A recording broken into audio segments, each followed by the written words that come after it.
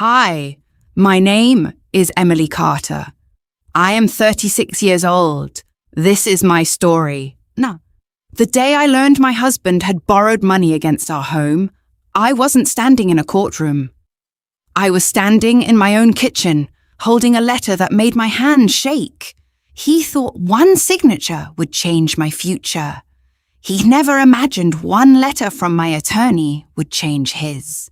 For 15 years, I believed my marriage was built on trust.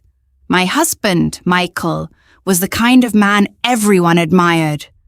He smiled at neighbors. He coached our son's little league team. He never forgot birthdays. People often told me how lucky I was. Sometimes I smiled back. Sometimes I wondered if they knew the man who lived behind our front door. We lived in a quiet neighborhood outside Dallas, Texas. It wasn't a fancy house, but it was ours. We bought it 5 years after we got married. We painted every room together. We planted flowers in the front yard. I stayed up late sewing curtains while Michael built bookshelves for the living room. Every corner of that house held a memory. We raised our 2 children there. Emma was 12. Jacob was 9. I worked as an elementary school librarian. I loved helping children discover books they would never forget. The pay wasn't huge, but I enjoyed my job. Michael owned a small construction company. His income changed from month to month, but he always told me everything was under control. I believed him. Looking back now, I realize trust isn't something you should give without questions forever. About 3 years before everything fell apart, Michael started acting differently. He spent more time away from home. He answered business calls outside. If I asked about money, he smiled and said, "You worry too much." At first, I accepted that answer. Marriage has seasons. Sometimes people are stressed. I didn't want to become the wife who questioned every little thing, so I stayed quiet. One evening, I noticed a stack of unopened mail on the kitchen counter. Michael walked in quickly and picked it up before I could reach it. "I'll take care of these," he said. It seemed strange, but I let it go. A few months later, our bank app stopped showing our mortgage account. I mentioned it during dinner. Michael barely looked up from his phone. "They updated the system." "Oh," that sounded reasonable. So once again, I believed him. Life stayed busy. In soccer practice, school projects, family dinners, weekend grocery trips. Nothing looked broken from the outside, but underneath, cracks were growing. Then one Friday afternoon, everything changed. School had closed early because of a teacher training day. I came home before anyone else. When I opened the mailbox, I found several envelopes. Most were advertisements. One came from a company I didn't recognize. The return address mentioned mortgage services. I almost placed it on the counter without opening it. Something made me stop. The letter was addressed to both Michael and me. I opened it. At first, I didn't understand what I was reading. The words felt unfamiliar. Home equity loan, outstanding balance, monthly payment due, late fee notice. I read the page again, then again. The amount was almost $180,000. I couldn't breathe.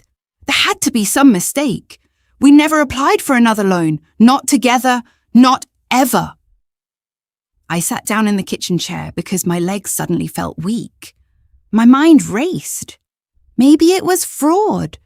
Maybe someone had stolen our identity. Maybe... Then I noticed something. The loan had been opened nearly 11 months earlier. 11 months. For almost a year, I had known nothing. When Michael came home that evening, I placed the letter on the dining room table. He looked at it. His face changed for less than a second. Then he smiled. "I was going to tell you." I stared at him. You borrowed $180,000 against our house. It was for the business. You never asked me. Yeah, I didn't want you to worry. I couldn't believe what I was hearing. Our home is not just your business account. It's temporary. How temporary? The company needed cash. And if something goes wrong? It won't. That answer didn't comfort me. It frightened me. I asked the question that mattered most. Did you sign my name? He looked away. No. Then how did this happen? He stayed silent. Silence has a way of answering questions. Words cannot. That night, I barely slept. The next morning, I called the mortgage company. After verifying my identity, the representative explained that, because of privacy rules, she couldn't discuss every detail immediately. But she did tell me one thing. The loan is secured by your property. My heart sank. I asked another question. Was my signature required? There was a pause. I'm sorry, ma'am. You'll need to request copies of the closing documents. Closing documents. I wrote those words on a sticky note. Then I placed it inside my purse. Michael spent the weekend pretending nothing had happened. He grilled hamburgers. He watched football. He'd laughed with the kids. Every smile felt different now. On Monday, I left work during my lunch break and met with the mortgage company in person. The woman behind the desk handed me a packet of documents. I thanked her. Then I sat in my car. My hand shook as I turned each page. There it was. The loan agreement, the appraisal, the payment schedule, and then, the signature page. My name appeared at the bottom. Emily Carter. But it wasn't my handwriting, not even close.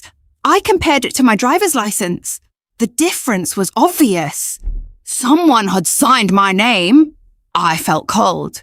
Not angry, not yet. Just cold. I drove home in complete silence. When Michael walked through the front door that evening, I placed the documents in front of him.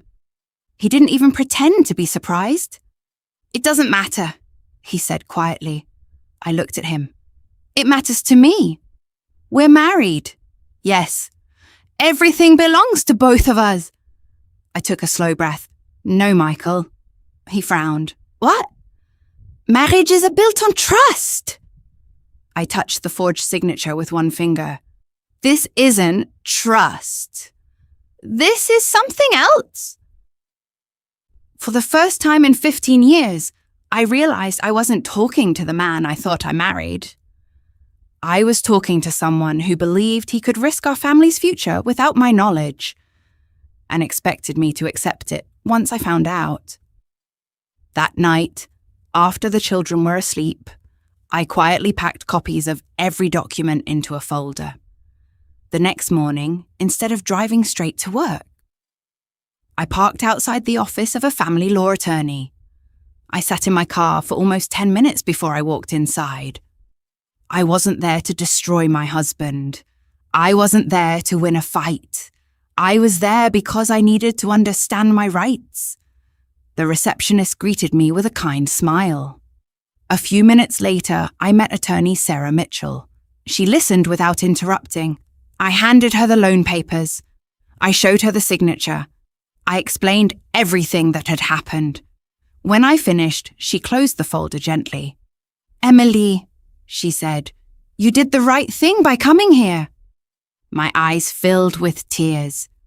I feel like I failed. She shook her head. No, you trusted someone you loved. That's very different. Those words stayed with me. She explained that depending on the facts and the documents, there could be serious legal issues if a signature had been forged or if important information had been hidden. She also told me that I should not sign anything else until we understood exactly what had happened. Then she gave me simple advice. From today forward, keep copies of everything. So I did. Every bank statement, every text message, every email, every mortgage payment, every business letter that arrived at our house. For the next 2 weeks, I said very little to Michael. I wasn't giving him the silent treatment. I was gathering facts. Facts speak louder than arguments. One evening, I noticed Michael carrying another stack of papers into his home office. After he left the room, I saw several envelopes lying on the desk. One caught my attention. It listed another business account I had never heard about. I didn't touch it. Instead, I took a picture of the envelope. The next morning, I gave the photo to Sarah. She smiled. "This helps."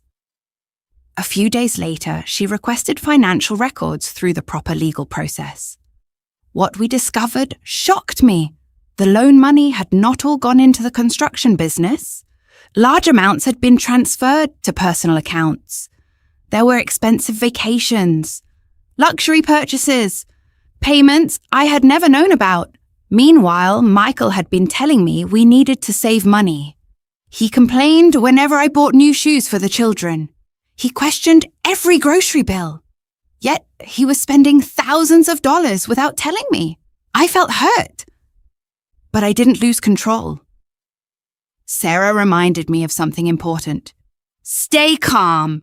Let the documents tell the story. Then she prepared a formal legal letter. It demanded copies of financial records. It required that important documents be preserved. It instructed Michael to communicate through legal counsel regarding the disputed loan. It wasn't angry. It wasn't dramatic. It was professional. One letter, just a few pages. When Michael received it, he called me immediately. "Emily, why would you hire a lawyer?" I answered calmly. "Because I needed answers." "We could have talked." "I tried. You've made this much bigger than it needed to be." I looked around our living room. Family pictures covered the walls. Our wedding photo sat on the fireplace. I spoke quietly. "No, Michael. You made it bigger the day you kept this from me." He was silent. Then he asked me to meet him for coffee. I agreed. Not because I wanted to fix everything, because I wanted to hear the truth. We met at a small coffee shop near the courthouse. He looked tired. For the first time in months, his confidence was gone. "I was trying to save the business," he said. I nodded. "I believe you started with that goal." He looked surprised. "But somewhere along the way," I continued, "you stopped treating me like your wife. You treated me like someone who didn't deserve to know." He lowered his eyes. "I thought I'd pay it back before you ever found out." I took a deep breath. Our home wasn't yours to risk alone. He didn't argue. There wasn't much left to say. Over the following months, my attorney filed the necessary paperwork as part of our divorce case. The court ordered both of us to provide complete financial records. For the first time, every account was placed on the table. Nothing could stay hidden. The judge reviewed the documents carefully. No shouting filled the courtroom. No dramatic speeches. Just facts. The financial records showed exactly where the money had gone. The timeline showed when the loan had been opened. The document showed what I knew and what I had never been told. When the hearing ended, I felt something unexpected. Relief. Not because I had won, because I no longer carried the weight of wondering if I was imagining things. The truth had finally become visible. Several weeks later, we reached a settlement. The court made sure the marital property was divided fairly under the law. The hidden debt was fully considered during that process. I was able to keep a fair share of our home's value instead of being left responsible for decisions I had never agreed to make. The settlement also gave me enough stability to buy a smaller home nearby. It wasn't as large as our old house. But when I unlocked the front door for the first time, I smiled. Everything inside belonged to peace. Emma chose a sunny bedroom upstairs. Jacob immediately claimed the room facing the backyard. Together we painted the walls. We built new memories. Slowly, our lives became quiet again. One Saturday morning, Emma asked me a question while we planted flowers. "Mom?" "Yes?" "Are you happy now?" I thought carefully before answering. "I have peaceful days now." She smiled. "I like peaceful." "So do I." That moment meant more to me than any courtroom victory. Months later, I received one final letter from Sarah. The case was officially closed. I thanked her for everything she had done. She smiled and said something I will never forget. "The law cannot erase pain." She paused. "But sometimes it can protect your future." She was right. People often ask if I hate Michael. I don't. Hate would keep me tied to the worst chapter of my life. Instead, I chose something better. Distance, boundaries, healing. Today, I'll still work at the same elementary school. I still help children find books that give them hope. Emma is in high school now. Jacob still loves baseball. Life isn't perfect, but it is honest. And honesty is something I value more than perfection. If you're listening to my story while wondering whether you're overreacting, please hear this. Trust should never require blindness. Love should never require silence. Marriage should never require one person to carry all the risk, while the other carries all the control. You do not have to scream to be strong. You do not have to seek revenge to find justice. Sometimes the bravest thing a woman can do is quietly gather the truth, ask for legal help, and let the facts speak for themselves. That is exactly what I did. And in the end, one calm decision and one letter from my attorney gave me something far more valuable than the house we once shared. It gave me my peace back.